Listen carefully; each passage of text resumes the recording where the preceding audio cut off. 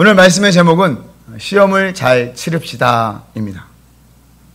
교회 안에서 쓰는 단어 중에서 세상 사람들과 조금 다르게 쓰이는 단어들이 몇 가지가 있습니다. 그 중에 하나가 바로 시험입니다.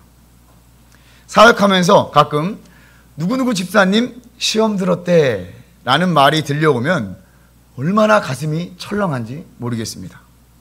왜 시험에 들었는지, 그 원인은 무엇인지, 혹시 나 때문에 그런 건 아닌지, 혹시 설교 때문에 시험 든 것은 아닌지 별의별 생각을 하면서 마음을 졸이곤 합니다. 그런데 여러분, 저는 이 짧은 사역의 기간이지만 확실하고 좀 더 직설적으로 이 말을 번역을 하면 누구누구 집사님 삐졌대 라고 번역할 것입니다. 대부분의 이야기를 들어보면 관계 속에서 삐져 있을 때, 또 자신의 마음에 잘 들지 않았을 때 이런 표현을 많이 쓰더라고요. 혹시 이 자리에 시험 드신 분들 계십니까? 아니면 떠오르는 한 분이 계십니까?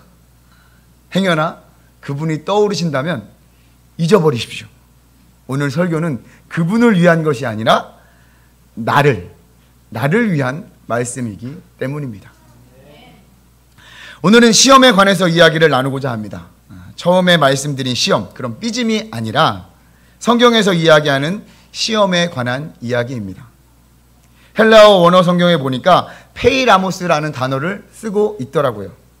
한글 성경에서는 이 단어를 시험이라는 하나의 단어로 기록해 두었지만 영어 성경이나 다른 성경, 쉬운 성경 등에서 보면 이 단어가 쓰임에 따라서 다른 의미로 기록되었음을 볼 수 있었습니다. 성경에서 이야기하는 시험은 크게 두 가지 유형으로 구분될 수 있습니다. 그 뜻이나 주체가 완전히 달라요. 먼저 일반적으로 시험이라는 단어는 어떤 사물이나 사람의 상태, 또 어떤 물질의 상태를 알아보기 위해서 하는 그런 시험이 있습니다. 이것은 연구하는 실험실에서 특정한 현상이나 결과를 위해서 계속해서 실험을 하는 것을 의미합니다.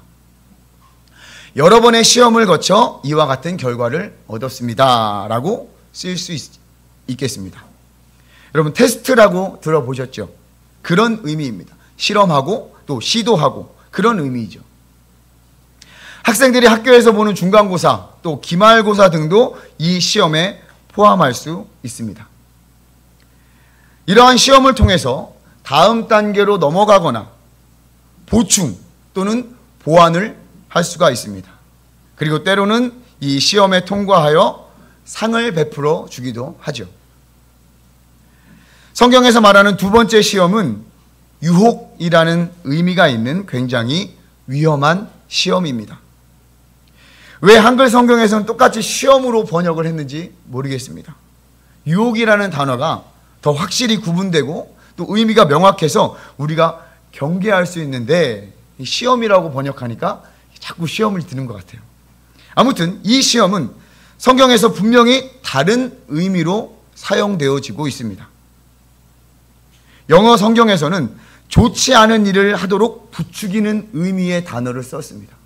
좋은 일이 아닌데도 불구하고 계속 할 수 있도록 부추기는. 보통 신약 성경에서는 이 단어, 이 시험이라는 단어가 마귀와 사탄이라는 단어와 같이 쓰이고 있습니다. 앞에서 살펴본 첫 번째 의미의 시험과는 전혀 다른 의미의 시험이죠. 예수님께서 가르쳐 주신 주기도문에서 시험에 들게 하지 마옵시고 라는 기도가 있죠. 그때 사용된 시험이 바로 이 유혹의 의미의 시험이라는 단어가 사용되었습니다. 또한 예수님께서 광야에서 시험을 받을 때에도 유혹이라는 단어의 의미로 사용되었으며 겟세마네 동산에서 시험에 빠지지 않게 기도하라 라고 말씀하실 때에도 이 단어가 사용되었더라고요. 그런데요, 막상 이 시험, 두 번째 의미의 시험, 유혹은 비교적 쉽게 우리가 이겨낼 수가 있습니다. 왜냐하면 눈에 보이는 경우가 대부분이기 때문입니다. 하나님이 우리에게 주신 이성과 지혜를 통해서 구별할 수 있기 때문이죠. 딱 봐서 이건 해도 되겠다, 이건 하면은 안 되겠다라는 것을 이미 우리가 알고 있는 시험들입니다.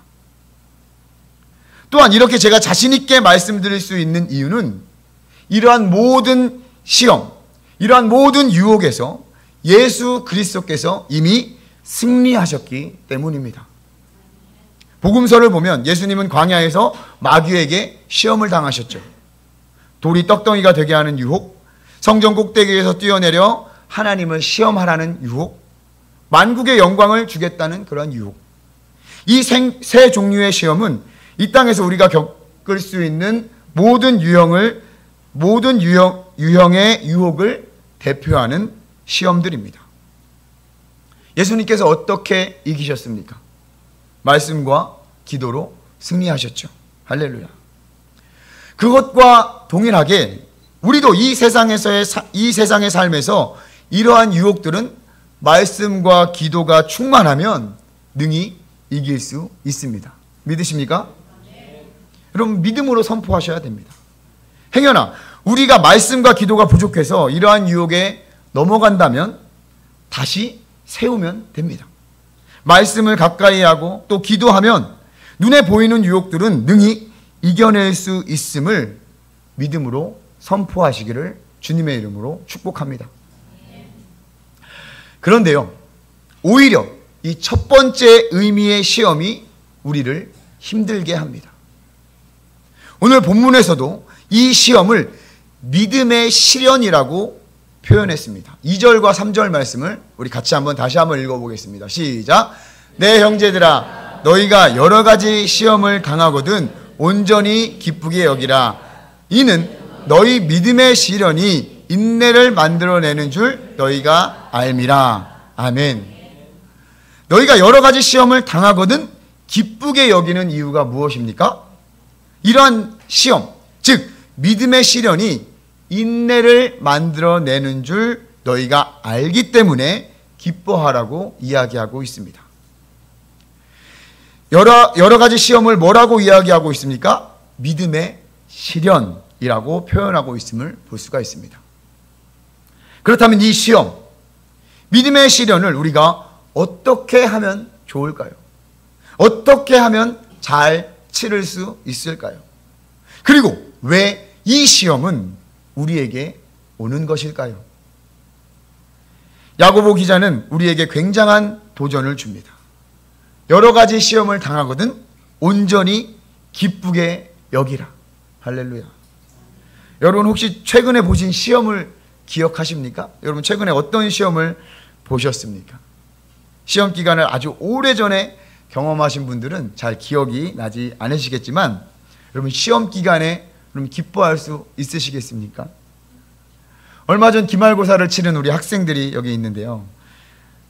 그런 학생들을 보면 시험 기간에 굉장히 예민하고요, 늘 피곤해합니다. 시험이 내일이라고 생각해 보십시오. 편히 잠잘 수 있으시겠습니까? 해도 모자란 것 같고 그때 좀 놀지 말걸 하는 후회도 있고요. 오히려 공부가 잘 안 되죠. 그런데 또 공부 말고는 다른 것들은 그렇게 재밌을 수가 없습니다. 잘 되고요. 여기 학생들은 굉장히, 여기 학생들 동감할 거예요. 시험 기간에 재밌는 게 너무나도 많아요. 그런데 그러한 상황 가운데서 온전히 기쁨을 누릴 수 있을까요? 웬만한 강심장이 아니면 그러기 어려울 것입니다. 그런데 야고보서 기자는 우리에게 온전히 기쁘게 여기라고 도전하고 있습니다. 그 이유는 무엇일까요? 3절과 4절 말씀을 우리 같이 한번 읽어보도록 하겠습니다. 3절과 4절입니다. 시작. 이는 너희 믿음의 시련이 인내를 만들어내는 줄 너희가 알미라. 인내를 온전히 이루라. 이는 너희로 온전하고 구비하여 조금도 부족함이 없게 하려 함이라. 아멘. 이러한 믿음의 시험, 믿음의 시련이 우리를 인내하게 하고 그 인내를 온전히 이룬다면 부족함이 없고 온전하게 되기 때문에 야고보 기자는 우리에게 기뻐하라라고 도전하고 있는 것입니다. 학생들에게 중간고사, 기말고사가 주는 유익이 무엇입니까? 그래도 그때 우리가 조금이나마 앉아서 공부할 수 있고요, 또 책을 들여다볼 수 있는 습관을 조금씩 길러주는 것 아니겠습니까? 중간고사, 기말고사가 끝나고 학생들이 얼마나 온전하고 완전해질 수 있겠습니까마는 그래도 그 시간들을 통해서 참고 공부할 수 있는 기회를 얻는 것, 그리고 내가 훈련하는 것, 그것이 큰 유익이 아니겠습니까? 우리에게 오는 믿음의 시련도 그와 같습니다. 믿음의 시련을 통해서 우리는 인내라는 것을 배우고 성장할 수 있는 것입니다.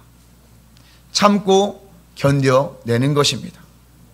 그렇게 되면 우리는 하나님의 사람으로 부족함 없이 온전하게 준비되고 성장할 수 있다는 것을 야고보 기자가 선포하고 있는 것입니다. 비교적 쉬워요. 참으면 됩니다. 인내하면 됩니다. 하실 수 있으시겠습니까? 자신이 없어지죠. 제가 너무 쉽게 이야기하고 있나요? 목사님 그렇게 할 수 있으세요? 아멘. 아멘이 좀 늦었죠. 하지만 사랑하는 성도 여러분, 우리가 믿는 성경에서 이렇게 이야기하고 있습니다. 믿음의 시련 가운데 기뻐하며 인내하라고 말입니다. 그것이 우리에게 축복이 되며 하늘의 놀라운 은혜를 경험하는 방법이라고 선포하고 있습니다. 이미 그것을 경험한 야고보 기자가 선포하고 있습니다. 또한 성경의 많은 인물들을 통해서 우리에게 증거하고 있습니다.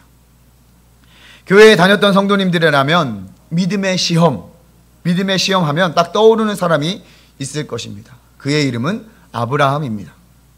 100세에 얻은 유일한 아들 이삭을 하나님께서 바치라 하실 때 아브라함은 그 아들을 하나님께 바쳐서 믿음의 시험을 확실하게 통과하였습니다. 이삭이 여러분 죽었습니까? 살았습니까? 살았습니다. 이삭은 살았습니다. 아브라함이 칼을 들고 내리치려 할 때 하나님께서는 아브라함의 본심을 알았습니다. 그래서 아브라함은 하나님의 믿음의 시험을 잘 통과했습니다. 그 후 아브라함은 진정한 하나님의 축복과 은혜 속에서 믿음의 조상으로서의 역할을 잘 감당할 수 있었던 것입니다. 여기서 우리는 우리에게 믿음의 시련이 오는 첫 번째 이유를 발견할 수 있습니다. 그것은 하나님께서 우리의 믿음을 점검하고 정비하기 위해서 우리에게 믿음의 시험을 치르게 하신다는 것입니다. 우리의 믿음이 어느 정도인지, 하나님의 축복을 받을 만한지, 하나님의 사명을 맡길 만한지 알기 위해서 하나님께서 우리에게 믿음의 시험을 치르게 하신다는 것이죠. 그 시험에 통과하면 하나님의 축복과 은혜 그리고 새로운 사명이 주어집니다. 그리고 감당할 수 있습니다. 그럼 그 시험에도 여러분 통과하지 못하면 어떻게 될까요? 지옥에 갈까요? 아닙니다. 그렇지 않습니다. 여러분 두려워하지 마십시오. 시험에 통과하지 않는다고 해서 두려워하지 마십시오. 하나님께서는 또 다른 은혜를 베풀어 주셔서 우리를 성장하게 하시고 비록 좀 돌아가게 할지라도 하나님의 놀라운 은혜의 인도하심을 경험할 수 있을 것입니다. 광야의 이스라엘 민족이 그러했잖아요. 여러 번의 시험 속에서도 계속 불평하고 불만하고 그러나 결국 하나님의 은혜를 경험했습니다. 아무쪼록 저와 여러분들도 아브라함과 같이 하나님께서 주시는 믿음의 시험을 잘 치르시기를 축복합니다. 할렐루야. 그러면 어떻게 이 믿음의 시험을 잘 치를 수가 있을까요? 그냥 하나님 잘 믿으면 될까요? 세게 믿으면 될까요? 모범 답안 역시 성경에 있습니다. 아브라함과 더불어 믿음의 시험하면 이 사람이 바로 떠오르실 것입니다. 바로 욥입니다. 욥. 오늘 본문을 기록한 야고보 기자는 욥에 대한 평가를 이렇게 이야기합니다. 야고보서 5장 11절 말씀입니다. 같이 읽겠습니다. 시작. 보라, 인내하는 자를 우리가 복되다 하나니 너희가 욥의 인내를 들었고 주께서 주신 결말을 보았거니와 주는 가장 자비하시고 긍휼히 여기시는 이시니라. 아멘.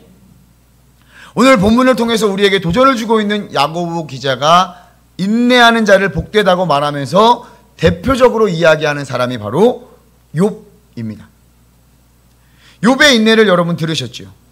그리고 욥의 결말을 여러분 알고 계십니까? 욥은 결국 주님의 축복을 받았습니다. 그것을 통해 주님의 자비하시고 선하심을 알게 되었습니다. 야고보 기자가 확실하게 선포하고 있죠. 사실 이 욥처럼 억울한 사람도 없습니다. 이렇게 어려운 시험을 본 사람도 사실은 없는 것 같아요. 욥기 1장에서는 놀라운 이야기가 펼쳐지는데요. 욥기 1장 6절에 이렇게 기록되어 있더라고요. 하루는 하나님의 아들들이 와서 여호와 앞에 섰고 사탄도 그들 가운데 온지라. 한글 성경에서 하나님의 아들들이라고 기록되었지만 영어 성경과 쉬운 성경에 보니까 천사라고 번역이 되었더라고요. 놀랍지 않으십니까, 여러분? 하나님 앞에 천사가 있었는데 사탄이 그곳에 온 거예요. 여러분 상상이 되십니까? 어떻게 그럴 수가 있죠? 왜 이러한 일이 있었는지는 정확히 기록이 되지는 않았습니다. 그런데 더 이상한 것은 하나님께서 갑자기 그 사탄에게 욥을 자랑하신다는 겁니다. 흠없고 정직하며 하나님을 경외하고 악을 미워하는 자가 세상 어디에도 없더라. 하나님이 사탄에게 자랑합니다. 하나님이 이렇게 자랑해 놓으니 사탄이 약이 오르는지 하나님 잘못하시는 거예요. 내가 한번 그를 건드리면 하나님이 잘못 생각하셨다는 것을 아실 겁니다. 라고 하나님 앞에 도전하고 있습니다. 어떻게든 하나님을 이겨먹으려고 사탄이 하나님 앞에서 발악하고 있죠. 그런데 또 하나님은 그것을 허용해 주셨습니다. 다만 욥의 목숨은 건들지 말라고 하시면서 말이죠. 그 이후의 얘기는 여러분들이 아시는 것처럼 흘러갑니다. 사탄이 욥을 괴롭혀서 자녀들을 죽이고 모든 재산이 날아가고 심지어 저주받은 것과 같이 병에 걸리게 되죠. 욥의 입장에서는 너무나도 억울한 상황일 것입니다. 하늘에서 어떤 일이 벌어졌었는지, 왜 하나님께서 사탄에게 허락하셨는지도 모른 채 욥은 그 고난과 시련을 겪어내었습니다. 욥의 입장에선 아무 이유 없이 이러한 일들이 벌어지고 있는 거예요. 그때 욥은 어떻게 합니까? 하나님을 원망하지 않고 하나님을 욕하지도 않고 그 아픔과 고통을 인내하며 하나님의 뜻을 구하고 있습니다. 결국 그의 인내로 말미암아 욥은 하나님의 놀라운 축복과 은혜를 경험하게 되죠. 사랑하는 성도 여러분, 하나님께서 주시는 믿음의 시련은 때로 아무 이유 없이 올 수도 있다는 것을 기억하십시오. 이것은 우리에게 믿음의 시련이 오는 두 번째 이유입니다. 아무 이유 없이 온다. 그 이유를 인간이 알 방법이 없습니다. 조금 억울하게 들리실지 모르겠지만 우리 인간이 이해할 수 없는, 헤아릴 수 없는 크신 하나님의 뜻 가운데 믿음의 시험, 믿음의 시련이 우리에게도 올 수 있다는 것입니다. 그러니 우리가 어떻게 해야겠습니까? 욥과 같이 온전히 인내하며 하나님의 뜻을 구하는 방법밖에 없는 것입니다. 우리가 어떻게 하나님의 뜻을 다 이해하고 알 수가 있겠습니까? 그리고 하나님이 알려주신다 해도 우리가 100% 다 이해할 수 있겠습니까? 이처럼 믿음의 시험, 믿음의 시련이 우리에게 인내를 이루어가게 하시는 것입니다. 그 인내를 우리가 온전히 이룰 때 하나님의 놀라운 축복과 은혜를 경험하게 되는 것이죠. 4절의 말씀을 다시 한번 읽어볼까요?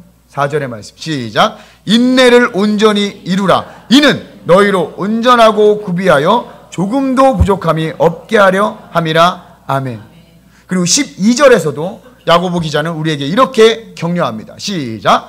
시험을 참는 자는 복이 있나니 이는 시련을 견디어낸 자가 주께서 자기를 사랑하는 자들에게 약속하신 생명의 멸류관을 얻을 것이기 때문이라. 아멘. 그리고 우리 히브리서 기자도 인내에 관하여서 이렇게 동참하며 격려합니다. 히브리서 10장 36절 같이 읽겠습니다. 시작. 너희에게 인내가 필요함은 너희가 하나님의 뜻을 행한 후에 약속하신 것을 받기 위함이라. 아멘. 아멘. 사랑하는 성도 여러분, 하나님한테서 오는 시험은 우리에게 인내를 가르쳐 줍니다. 그리고 그 인내가 믿음의 시험을 통과하는 강력한 무기가 됩니다. 우리의 인생 속에서 때로는 지치고 어렵고 하나님이 없는 것 같은 어려운 시기가 찾아올 것입니다. 그때 우리의 인내가 빛을 발할 것입니다. 믿음의 인내로 그 시험을 잘 치르십시오. 하나님의 놀라운 축복과 은혜가 함께 하심을 믿으십시오. 우리에게 약속하신 생명의 면류관을 얻을 것입니다. 서두에 말씀드린 믿음의 사람 아브라함도 하나님의 약속을 받기 위해 100세가 되기까지 인내하며 기다렸습니다. 그리하여 아들 이삭과 함께 믿음의 조상이라는 놀라운 축복을 받게 되었습니다. 왜 시험이 나에게 오는지도 모르는 상황 가운데 크신 하나님의 뜻을 구하며 인내하는 욥을 기억하십시오. 그의 인내로 말미암아 그는 축복받았고 그 역시 믿음의 사람으로 후대에 큰 영광을 얻게 되었습니다. 마지막으로 오늘 본문 5절을 함께 다시 한번 읽어보겠습니다. 시작. 너희 중에 누구든지 지혜가 부족하거든 모든 사람에게 후히 주시고 꾸짖지 아니하시는 하나님께 구하라. 그리하면 주시리라. 아멘. 아멘. 여러분 많이 들어보신 말씀입니다. 우리 자녀들에게 또 학생들에게 많이 들려주는 말씀이죠. 과연 이 말씀이 공부하는 학생들에게만 필요한 말씀일까요? 전혀 그렇지 않음을 우리는 기억해야 합니다. 이 말씀은 야고보 기자가 우리에게 시험을 잘 치를 수 있는 가장 훌륭한 방법을 알려주고 있는 말씀임을 믿으십시오. 그것이 무엇입니까? 하나님께 지혜를 구하라는 것입니다. 본문을 계속 묵상하면서 이 지혜라는 말 앞에 숨어있는 의미 하나를 발견했습니다. 그것이 뭐냐면 같이 한번 따라서 읽어볼까요? 시험을 잘 치를 수 있는 지혜. 시험을 잘 치를 수 있는 지혜가 부족하거든 모든 사람에게 후히 주시고 꾸짖지 아니하시는 하나님께 구하라. 그리하면 주시리라. 우리에게 닥치는 믿음의 시험을 잘 치르기 위해서는 시험을 잘 치를 수 있는 지혜를 구해야 할 줄 믿습니다. 학생들에게만 필요한 공부의 지혜를 넘어 믿음의 시험을 출제하신 하나님의 의도를 파악할 수 있는 지혜가 우리에게 필요한 것이죠. 그러므로 이 지혜를 모든 사람에게 후히 주시고 꾸짖지 아니하시는 하나님께, 출제자이신 하나님께 구해야 하는 것입니다. 물론 말할 수 없는 탄식과 고통 속에서 믿음의 시험을 겪는 자들에게 기도하십시오 라고 말하는 그 말이 상처가 될 수 있습니다. 기도가 잘 안 되거든요. 그런데 여러분, 우리에게 주어진 교과서가 그래요. 기도하라고, 간구하라고, 인내하라고. 우리가 겪는 믿음의 시험도 모두 교과서에 나오는 시험인 줄 믿습니다. 여러분, 그 교과서가 무엇입니까? 바로 이 성경입니다. 성경. 수석하는 우리 학생들이 뭐라고 얘기합니까? 선생님 말씀 잘 듣고 교과서 위주로 공부했더니 다 맞았다. 맞습니다, 여러분. 야고보 기자가 말하고 많은 성경 속의 믿음의 사람들, 시험을 먼저 치렀던 사람들이 이야기해주고 있습니다. 하나님께 시험을 잘 치를 수 있는 지혜를 달라고 구하라. 선생님 말씀 잘 듣고 교과서 위주로 공부하면 됩니다. 수석입니다. 사랑하는 유구침례교회 성도 여러분, 한명교회 성도 여러분, 시험을 잘 치릅시다. 눈에 보이고 답이 뻔한 시험에서도 틀리지 맙시다. 예수님처럼 말씀과 기도로 가뿐하게 통과합시다. 우리에게 주시는 믿음의 시련, 믿음의 시험도 잘 치릅시다. 멋지게 통과해서 우리에게 주시는 다음 스텝, 축복과 은혜, 그리고 사명을 누리십시다. 설령 우리가 이해할 수 없는, 아무 이유 없이 올 수 있는 시련이 오더라도 잘 인내합시다. 버텨보자고요. 좋은 믿음의 공동체가 있다면, 그 믿음의 공동체 안에 있다면 우리는 좀 더 잘 인내하고 버틸 수 있음을 확신합니다. 하나님께 시험을 잘 치를 수 있도록 지혜를 달라고 기도합시다. 교과서를 잘 챙겨봅시다. 그렇게 하면 우리에게 오는 그 어떤 시험들도 잘 치를 수 있는, 하나님께 칭찬받고 이 세상에서 거룩한 하나님의 성도로 살아갈 수 있음을 주님의 이름으로 축복합니다. 할렐루야. 기도하겠습니다.